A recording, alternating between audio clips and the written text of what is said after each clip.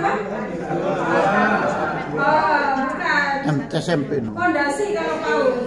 Fase A, fase 2, fase B, 3, fase C, 5, fase D, SMP, fase ME, fase 10, fase M, fase 12. Nah kalau begitu fase di dalam kurikulum merdeka ini mulai berapa tahun sampai berapa tahun? Yang terendah berapa tahun? Yang terpendek fasenya? Fase ini kan perjalanan. Iya. Fase SMP. Ya. Ya 3 tahun. Terpendek. 1 tahun. 1 tahun. Kelas 10. Kelas 10. Kelas 10. Yang terpanjang. SMP. SMP. 3 tahun. Sendiri. Kalau SD kan pernah 2 tahun. Jadi fasenya itu antara 1 sampai 3 tahun. Yang terpendek itu SMA kelas 10, yang terpanjang SMP kelas 7, 8, 9. Jadi kalau perjalanan itu ada yang dilampaui dalam 1 tahun, tujuannya baru sampai, ada yang dilampaui 2 tahun baru sampai tujuannya, ada yang 3 tahun. Nah, jadi ini harus jelas. Kembali lagi ke sini identitasnya, nama gurunya, kemudian apelnya, dan juga lingkup materinya. Karena mau belajar itu packagingnya itu per lingkup materi. Kalau RPP itu kan per pertemuan. Ya, kalau mau belajar satu paket itu 1 lingkup materi. Ada yang juga 1 bab, begitu boleh menamakan 1 bab. Sehingga ini mau belajar 1 bab apa, mau belajar 2 bab apa. Isinya beberapa pertemuan begitu. Oke. Kemudian berikutnya adalah kompetensi awal. Ada atau tidak di RPP Bapak Ibu? Tidak. Tidak ada. Tidak ada. Tidak ada. Ya enggak ada. Informasi kompetensi awal yang harus dikuasai oleh peserta didik sebelum membahas materi yang akan dipelajari. Kenapa tidak ada? Tidak ada. Berarti berapa? 1 ya, baru 1 yang beda. Oke, Bapak Ibu hitung ya. Kemudian yang kedua adalah profil pelajar Pancasila. Tidak ada. Karakter sebenarnya. Karakter. Ada berarti. Cuma namanya bukan profil pelajar Pancasila, tetapi pendidikan karakter.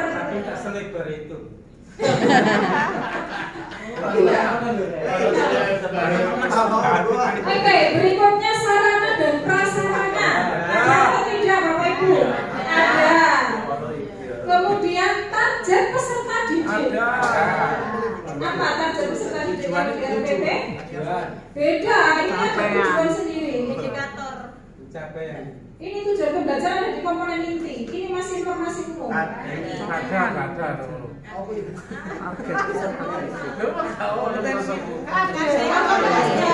Tidak ada. Nah, target peserta didik inilah yang menjadi penciri kurikulum merdeka sehingga ada namanya pembelajaran berdiferensiasi. Pernah dengar?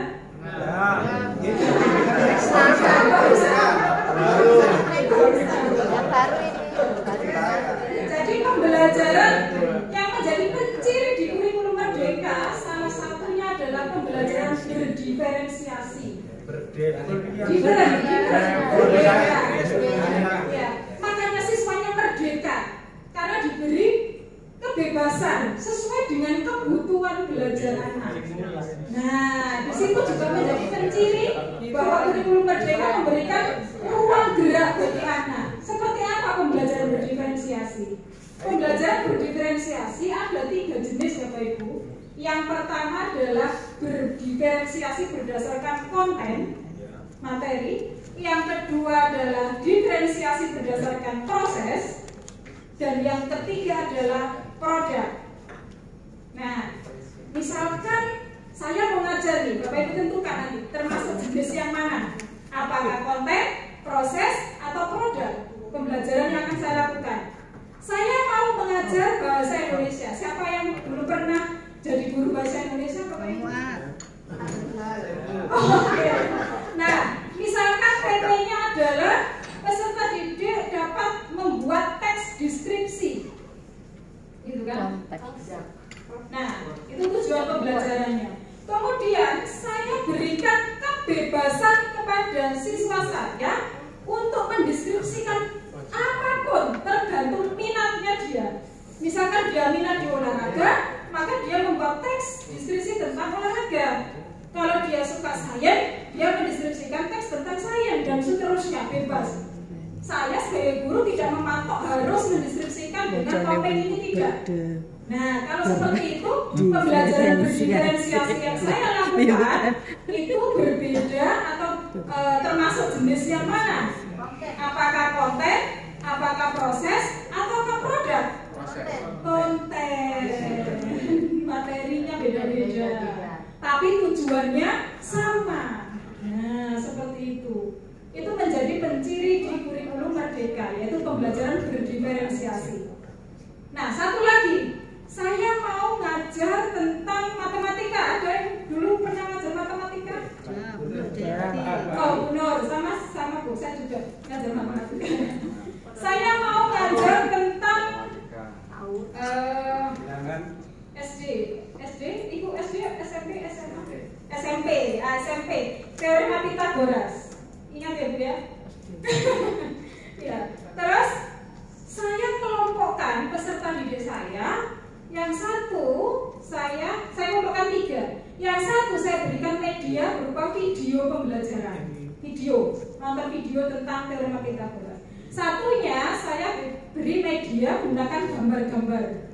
Yang satunya, satu kelompok lagi saya berikan alat peraga yang bisa dia simulasikan.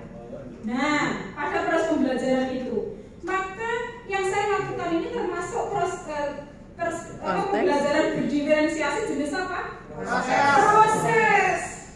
Berdasarkan apa? Perbedaan apa? Gaya belajar. Yang auditori saya berikan video, ada suaranya, karena dia membutuhkan itu. Dia akan lebih paham memahami materi kalau ada suaranya. Sedangkan yang visual, dia akan lebih memahami materi kalau ada gambar-gambar yang menarik.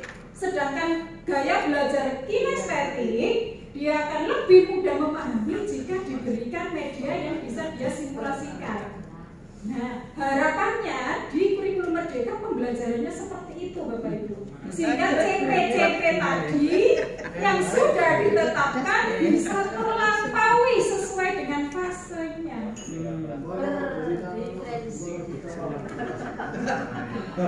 Gurunya depresi. Tidak kelompok. Disetel bareng Bu. Tidak Pak.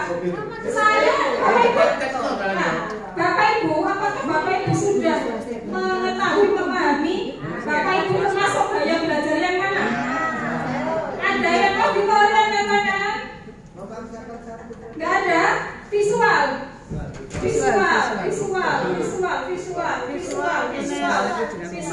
Sama dengan saya visual. Ya. Kinestetik. Ini loh, sama nak senangnya meraba-raba loh. Iya, ini tariknya. Layon muga mejo saya lho ya. Kinestetik ya Pak ya? Iya. Kayak sok meneng iki. Bapak Ibu, ini contoh pada diri saya. Saya mengenali diri saya visual. Ketika saya melihat video di YouTube, nah, terus ada atau film lah, filmnya ada teksnya, ada tulisannya. Saya lebih cenderung membaca teksnya daripada mendengarkan percakapannya, karena saya visual. Meskipun saya baca itu nggak ngaputi ya, tapi tetap padahal kalau mendengarkan itu ya enak lebih, tapi nggak tahu otomatis adalah membaca karena saya visual. Itulah stylenya. Lah, itu gayanya. Maka dikatakan apakah satu kelas itu nggak royokan, misalkan oh saya mau video, tidak, karena itu sesuai kebutuhannya dia. Berarti dipetakan dulu. Betul, itu namanya tes diagnostik non kognitif. Iya, ngetes saya Pak. Punya data itu Pak. Itu biasanya di awal tahun dianjurkan setiap sekolah melakukan tes diagnostik baik kognitif maupun non kognitif. Padahal banyak